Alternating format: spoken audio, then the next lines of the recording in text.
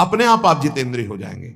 शरीर एक रथ है, बुद्धि इस रथ को चलाने वाला सारथी है, बैठने वाला जीवात्मा है, मन लगाम है, इंद्रियां घोड़े हैं, विचरने की जगह विषय भोग है। ये घोड़े विषय भोग का चारा चरने के लिए जाएंगे। अगर मन रूपी लगाम को बुद्धि रूपी सारथी ने ठीक से खींचा नहीं तो ये खंडक में गिरा देंगे। और गिरे हुए बहुत ही फंसे हैं, और जीव इतना भोला बन चुका है कि गड्ढे में गिरा है फिर भी वो आनंदित है, वो उसी को सुख समझ रहा है, दुख को ही सुख समझकर। यही तो भगवान की विचित्र माया है।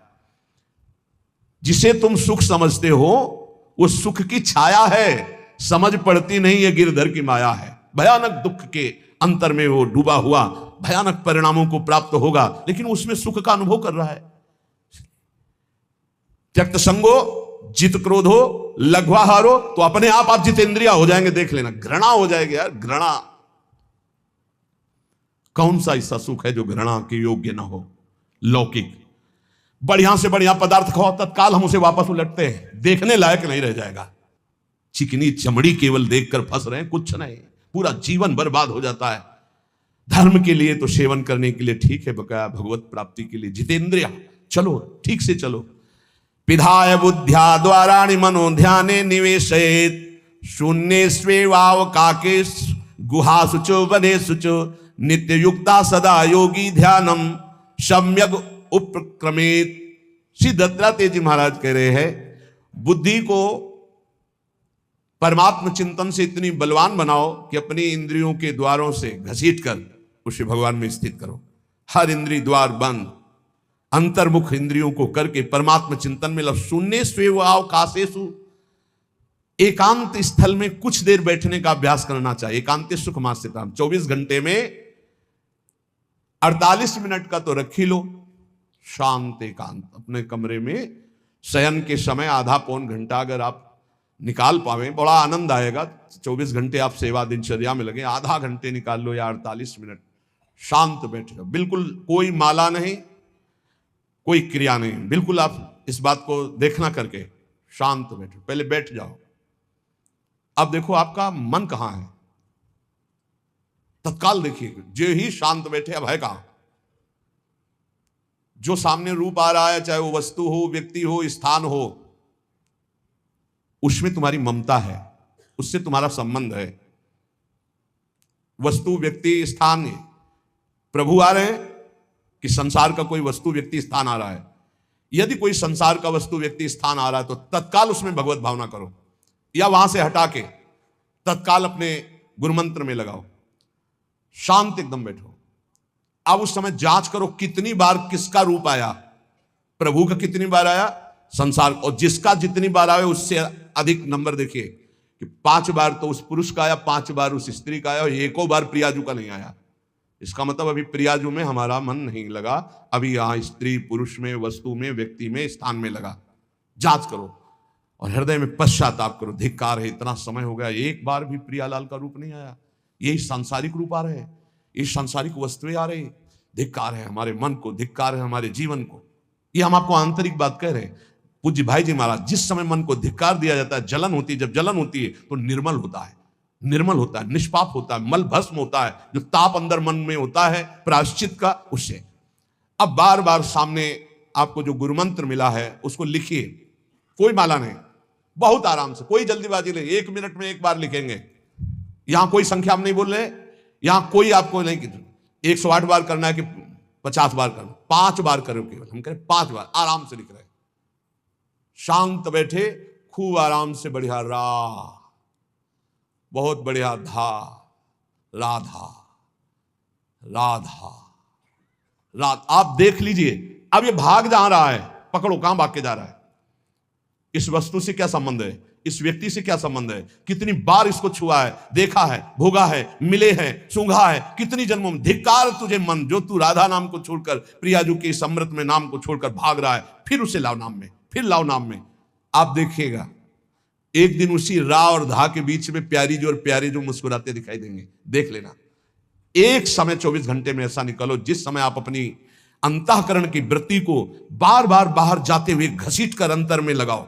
हर समय साधन में लगे हो, लेकिन एक समय इतना साधन कर, जो गृहस्थी में हम कह रहे 10 मिनट शुरू करो भाई, 10 मिनट से 10 मिनट शांत होकर बैठ जाओ। 10 मिनट बैठने में क्या परेशानी, उस समय जांच करो। जहां जहां मन जाए वहां से हटाकर नाम में लगाओ।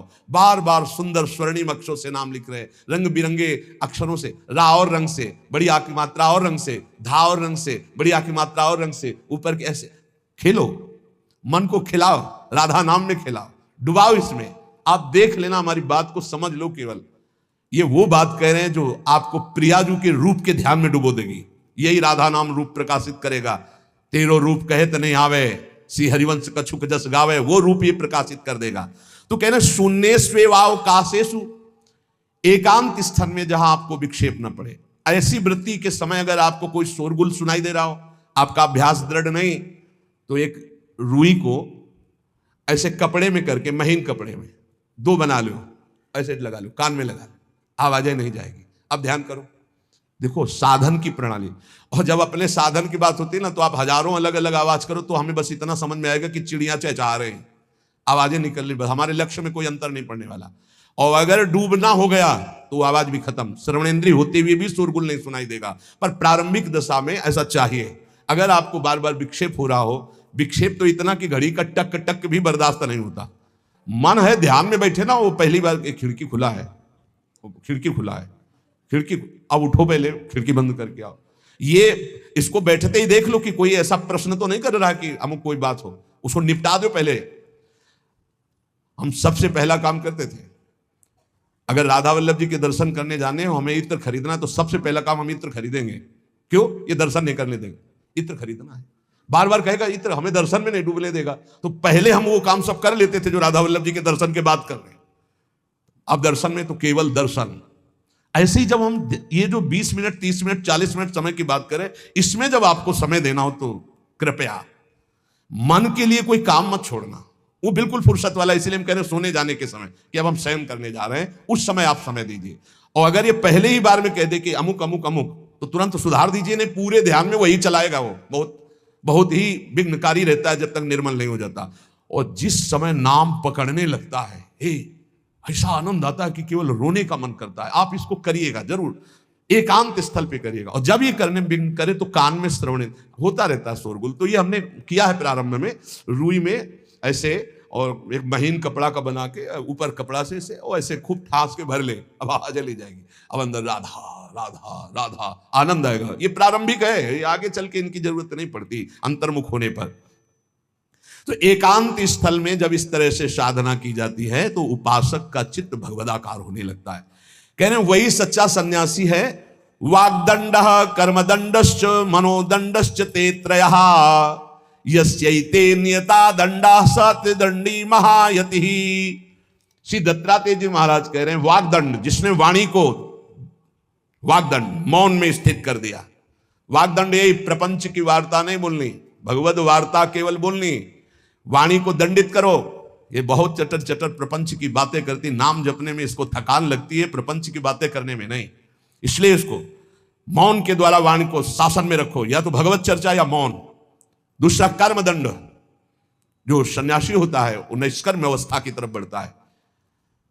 प्रापंचिक कर्मों को करते हुए भगवान नाम स्मरण करके यदि कर्म समर्पण कर दिया जाए तो वही गति प्राप्त होती है। ये तो सर्वाणी कर्माणि मयि सन्न्यस्य मत्पराः, प्रापंचिक कर्म है, व्यापार, नौकरी आदि नाना प्रकार के। लेकिन इन कर्मों को भगवत स्मरण करते हुए किया जाए, भगवत समर्पित कर दिया है, तो वही गति प्राप्त होती है जो निष्कर्म अवस्था को प्राप्त सन्यासी की होती है। 3 दंड होते हैं, वाग्दंड, और एक होता है कर्मदंड, शरीर को निश्चेष्ट रखना, निष्क्रिय रखना, और मनोदंड, मन को निसंकल्पित रखना, कोई संकल्प न बनना। इससे संन्यास भाव को प्राप्त महापुरुष की अवधूत स्थिति तक पहुंचने का ही रास्ता है। वाग्दंड, कर्मदंड, मनोदंड, वाणी को मौन के द्वारा, शरीर को निश्चेष्टता के द्वारा निष्कर्म स्थिति के लिए, और मन को निसंकल्पता के द्वारा, कोई संकल्प न बनावे, ऐसा का ऐसा, ऐसा नहीं, जैसा प्रभु जब चाहे जैसा, हमारा कोई संकल्प विकल्प नहीं। वाणी से भगवत चर्चा, शरीर से भागवतिक कर्म, नहीं तो संसारिक विरत बहुकर्मा, निरत निरंतर सज्जन धर्मा। अब एक परम धर्म की बात का वर्णन कर रहे हैं।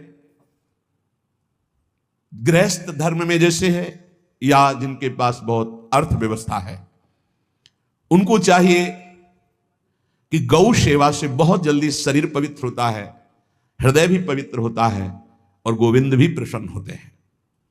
यदि गावः प्रदक्षिणीर कार्या वंदनीया ही नित्यशः मंगलायतनम दिव्या श्रेष्ठास्पेता स्वयंभुवा। यदि गाय घर में पाली जाए या गौशाला खोली जाए और गौओं की सेवा की जाए, जिनके पास अर्थ है, भाव है, भगवान स्वयं श्री कृष्णचंद्र जी ने गौ सेवा स्वीकार की, गौवें चराई। गौओं की परिक्रमा करने से, जैसे आप प्रभु के बिहारी जी के मंदिर की 4 परिक्रमा करें तो जो फल आपको मिलेगा वही गाय की 4 परिक्रमा कर ले तो आपको प्राप्त हो जाएगा। गौ की प्रदक्षिणा से, गावः प्रदक्षिणी कार्या वंदनीया ही नित्यशः, जो रोज गाय को प्रणाम करता है और गाय की प्रदक्षिणा करता है तो भगवत प्रदक्षिणा का उसे फल प्राप्त होता है।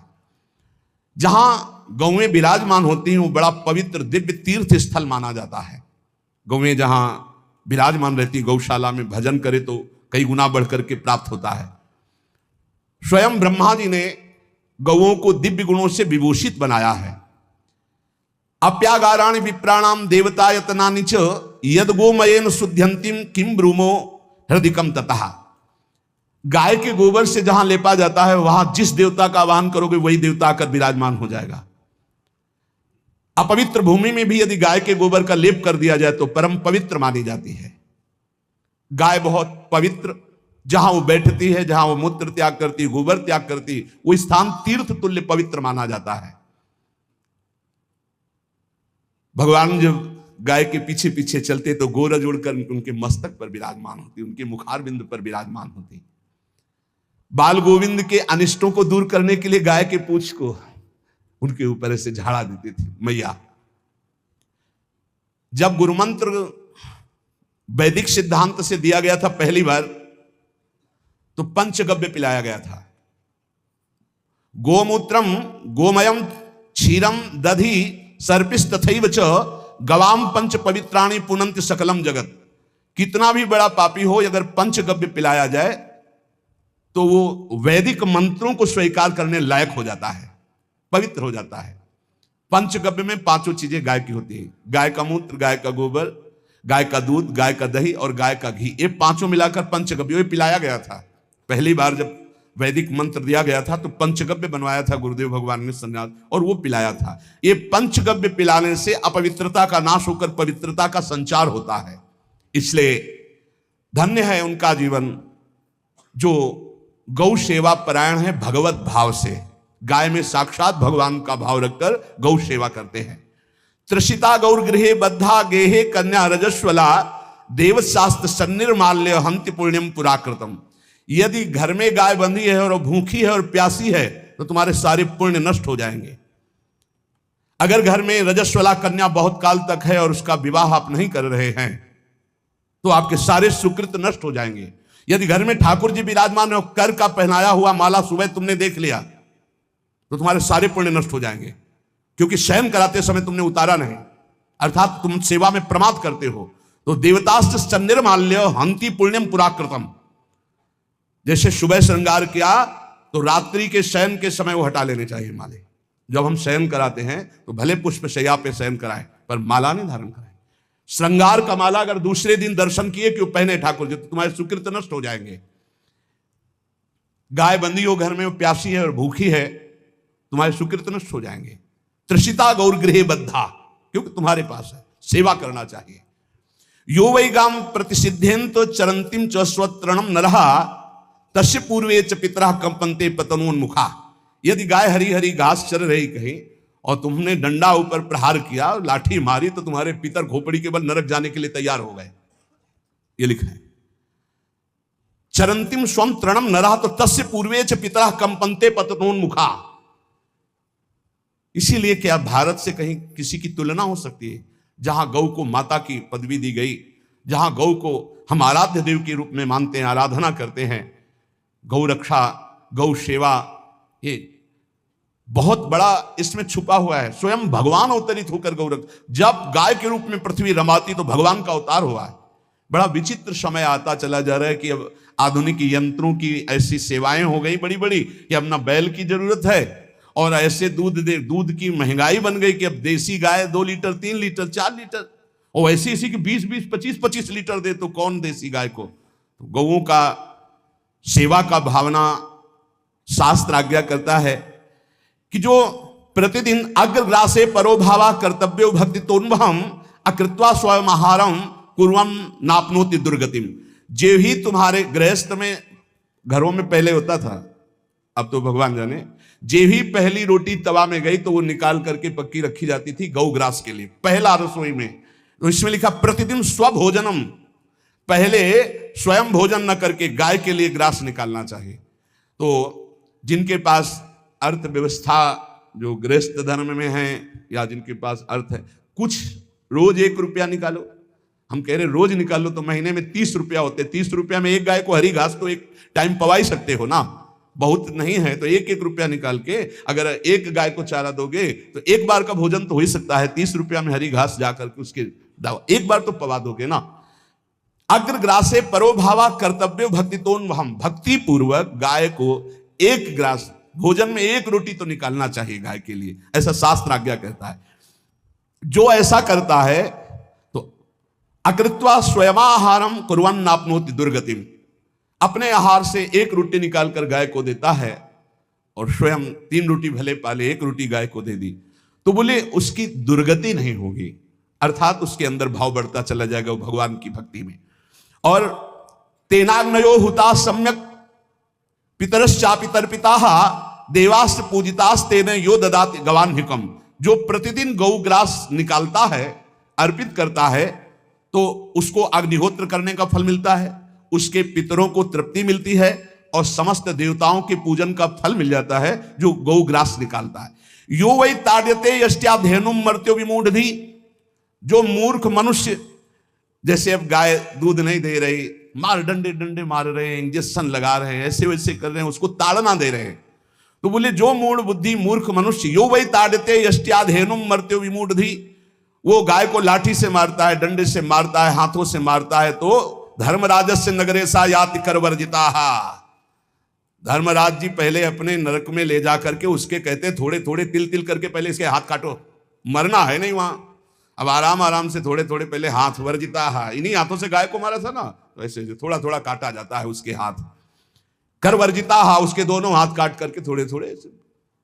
यो वै दंसान वार्यति तस्य पूर्वे कृतार्थ कहा नृत्यंत सवादिस्मास तरिष्यति भाग्यवान, जो गौ के शरीर को स्नान कराता है, गौ के शरीर को कीट आदि से मच्छर आदि से रक्षा करता है और खूब अच्छा अच्छा पदार्थ गौ, केवल दूध के लोभ से नहीं, ये हम गौ सेवा की बात कर रहे हैं, ये कि नहीं वहां 10 लीटर दूध देती तो हाथ फेराओ, जब दूध नहीं देती है तो चारा भी ठीक से नहीं दे रहे और उसके ये स्वार्थी हो, गौ सेवा का बात नहीं, वो दूध का लोभी केवल व्यापार की बात करता है। गौ सेवा का तात्पर्य है गौ सेवा, केवल खूब बछड़े को पिला दिया प्रसाद रूप से जो दूध मिला उसका अपने सेवन की, वो बात तो अलग है। अब बछड़े को तो जरा सा केवल पिन्हाने के लिए कर दिया और खूब सारा दूध लीटर में नाप करके जा रहा है और उस समय तक तो खवाओ पियाओगे ही खूब अच्छे से, उसके बाद जब दूध देना बंद किया तो उसका आदर सत्कार खत्म, खोल के बाहर ऐसे वो प्लास्टिक खाते घूम रही है, तो ये गौ सेवा नहीं मानी जाएगी, वो स्वार्थ पूर्ति मानी जाएगी। जो सदैव गौ सेवा करता है, उसके डांस मच्छर हटाता है, स्नान कराता है, पीठ में हाथ फेरता है, उसके पूर्वज जो पितर होते हैं वो नाच पड़ते हैं, उनका मंगल होना शुरू हो जाता है कि हमारे वंश में गौ सेवक पैदा हुआ, बड़ा भाग्यवान है और वो गौ के द्वारा हमें तार देगा, ऐसा भाव। गौ सेवा हमारे सनातन धर्म में बहुत बड़ा स्थान गौ सेवा का है। पर एक बात ध्यान रखें, इन सब सेवा का फल है भगवान के चिंतन में निरंतर वृत्ति डूब जाए, हमारी एक एक वृत्ति एक एक क्षण भगवान के चिंतन में डूब जाए, अगर नहीं तो हम आपको उत्तर दे रहे हैं। कल प्रश्न हुआ था कि क्या गौ सेवा के बिना मुक्ति मिल सकती है क्या महाराज नृग जैसा कोई गौ सेवक हुआ है दानी? भागवत में पढ़ लेना, करोड़ करोड़ गायों को, करोड़ों गौशालाएं थी, एक दो नहीं, इसलिए कह रहे हैं करोड़ों शब्द कि आप उसको कोई ज्यादा ना समझें। पृथ्वी के कोई भूमि के कण गिन सकता है, बारिश की बूंदे गिन सकता है, लेकिन महाराज नृग की गौएं जितनी दान की गई वो गिनी नहीं जा सकती थी, ऐसा वर्णन आता है। अरबों अरबुद गौओं की सब स्वर्ण से अभिषिक्त करके ब्राह्मणों को दान करना। इतने बड़े गौ सेवक, इतने बड़े दान करने वाले, एक चूक हो गई, ना दान लेने वाले तपस्वी ब्राह्मण की गाय किसी अन्य ब्राह्मण को दान कर दी। और वो ब्राह्मण ने जब गाय देखी, बोली मेरी गाय चुरा ली। बोले महाराज नृग ने दी। महाराज नृग से कहा मेरी गाय है, तो उन्होंने कहा गौशाला में आ गई होगी, आपको 10,000 गौवें देते हैं, आप अपनी गाय। बोले मैं प्रतिग्रह नहीं लेता। जिसने दान लिया था उसने कहा गाय यही लेके जाऊंगा। तो उनका आप गाय छोड़ दीजिए, आपको 10,000 गाय देते। बोले नहीं लूंगा। बस अनजाने के अपराध ने गिरगिट बना दिया था, कुएं का गिरगिट। पर भगवान बड़े कृपालु हैं, गौ सेवक थे, इसलिए गोविंद द्वारिकाधीश जी ने उनका उद्धार किया। सब साधन का फल है अच्युत भावना से युक्त होकर, भगवत भावना से युक्त होकर निरंतर भजन करते हुए सेवा परायण रहो, चराचर जगत की सेवा परायण रहो। भजन करना ही सबसे बड़ा परम धर्म है। हम सब सेवाएं करें जगत की, लेकिन अंदर से राधा राधा राधा, गोविंद गोविंद गोविंद गोविंद, आनंद आ जाएगा। तन से सेवा करो, मन से भगवान के चिंतन, मामनुष्मर युद्धते, भगवान के चिंतन में रहो। सेवा और व्यापार में अंतर होता है। गौ सेवा के बहाने से धन का जो दान लेना है और उसका अपने में प्रयोग करना, मैं पितरों सहित नरक जाना है, लिख लो। गौ सेवा के बहाने से दान लेना और उसका अपने परिवार के सुख में पैसे का प्रयोग कर देना या अपनी वासनाओं की पूर्ति में लगा देना। आया गौ सेवा के लिए और आप प्रयोग कर रहे हैं गाड़ी घोड़ा नाना प्रकार के सांसारिक भोगों में, तो लिख लो पितर सहित तुम्हारे नरक जाएंगे, क्योंकि गौ सेवा के लिए आया है। गौ सेवा का धन सिर्फ गौ सेवा में ही लगना चाहिए। आप गौ सेवक है, दूध पान कीजिए, रोटी खा लीजिए, लेकिन गौ सेवा का अर्थ आप अपनी वासनाओं की पूर्ति में, अपने मनोरंजन में या अपने मन के संकल्प भावना में नहीं पूरी कर सकते। गौ सेवा के लिए ही पूरी कीजिए। गौ के वास का निर्माण, गौ के भोजन की व्यवस्था, वो दूध दे ना दे, वो कैसी भी अवस्था में हो, उसकी सेवा परायणता, उसके लिए सेवक रखना, सेवकों को भी सुख प्रदान करना, लेकिन स्वयं कभी गौ के सेवा के लिए आए हुए धन का स्वयं के लिए भोग ना करना और निरंतर भजन में रखना, उसे परम पद की प्राप्ति हो जाएगी। इसलिए हमारे सनातन धर्म में गौ सेवा का विशेष महत्व है और इस महत्व को सबको स्वीकार करना चाहिए। यदि आप गौ पालन स्वयं नहीं कर सकते तो 4 लोग मिलकर के, क्योंकि आज जो गायों की व्यवस्था वो बड़ी दयनीय हो रही है। दयनीय इसलिए हो रही कि दूध की अधिकता के चाह रखने वाले भैंस रखते हैं या विदेशी गाय रखते हैं। अपनी भारतीय जो देसी गाय है वो उतना अधिक नहीं देती कि 40 लीटर 30 लीटर 25 लीटर, बहुत अधिक देगी तो 5 और 8 लीटर। देसी शुद्ध गाय अपनी जो है वो 8-10 लीटर, बहुत जब व्यवस्था हो। नहीं तो अपने गांव में तो देखा है तो 2.5-3 लीटर से ज्यादा नहीं देंगे, 1.5 लीटर इधर 1.5 लीटर उधर, या बहुत हुआ तो 2 लीटर 2 लीटर, पर वो स्वर्णिम दूध होता है। जो दूध की चाह रखने वाले जन थे अब वो गायों को नहीं रखते, देसी गायों को कोई बिरला ही रखता है। अब पहले बैलों की जरूरत होती थी, गाय बछड़ा दिया तो आनंद होता था कि किसानी के काम में। अब तो ट्रैक्टर है तो बैलों की जरूरत नहीं। अधिक दूध के लिए अरे अब तो पशुओं की जरूरत नहीं, केमिकल से दूध बन रहे हैं, टैंकर के टैंकर। तो फिर हमारी जो गायें हैं उनकी बड़ी दुर्दशा हो रही। तो हमें चाहिए कि जो गृहस्थ जन हैं, धनी मानी जन हैं, या जिनके पास शरीर व्यवस्था, बौद्धिक स्तर सेवा परायण, अर्थव्यवस्था, वो थोड़ा 4 गाय की व्यवस्था करके उनकी सेवा करें, क्योंकि हमारे सनातन धर्म का स्वरूप है जहां मां पदवी दी गई है गांव को, गौ माता कहा गया है। गौ में समस्त देवता विराजमान है। गौ का बहुत बड़ा महत्व वर्णन किया गया धर्म शास्त्रों में। यहां तक कि जब कोई ऋषि नाराज होता था तो आगे गाय करके जाया जाता था तो क्षमा हो जाती थी, गाय को देखते ही वो क्षमा कर देते थे। बहुत महिमा वर्णन की गई है गौ की। इसलिए जिसको भी अगर नहीं अर्थव्यवस्था है तो एक रोटी तो निकाल सकते हो ना। तुम्हारी रसोई में रोटी बने तो पहली रोटी निकाल लो और आसपास जहां गाय बंधी हो तो उसको दे आओ जाकर, तो कम से कम धर्म का पालन हो जाएगा, गौ सेवा बन जाएगी।